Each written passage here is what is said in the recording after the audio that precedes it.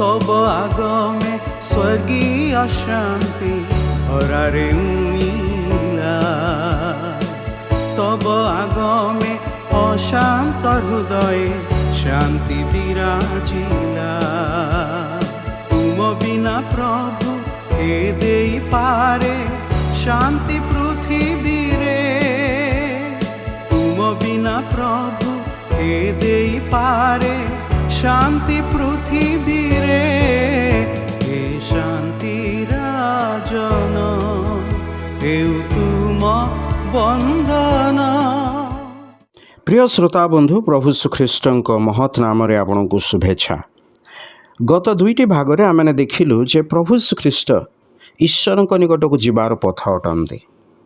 तांकठारे विश्वास द्वारा आमे जे केवल ईश्वर सहित मिलित होगापी जाऊ बा से रास्तार प्रवेश करूँ ताहा नुहे, बरं आम मैंने ताहांकर संतान हो जाओ।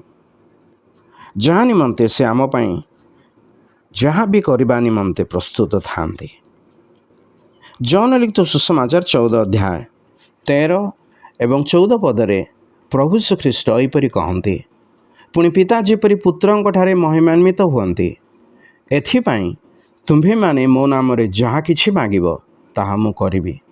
जदि तुम्हें माने मो नाम रे कौनसी विषय मते मागिब मु ताहा करिबि।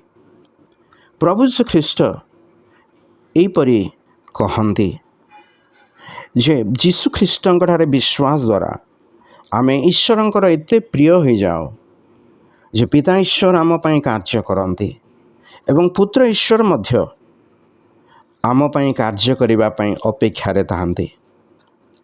आमे आमर दुख कष्ट समस्या अभाव असुविधा सबु किछि तांको जणै पारू। आमर आशा खुशी संतोषर कथा मध्य तांको आमने कहि पारू।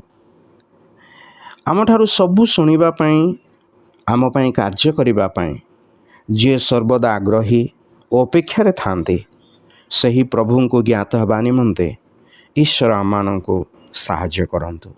धन्यवाद।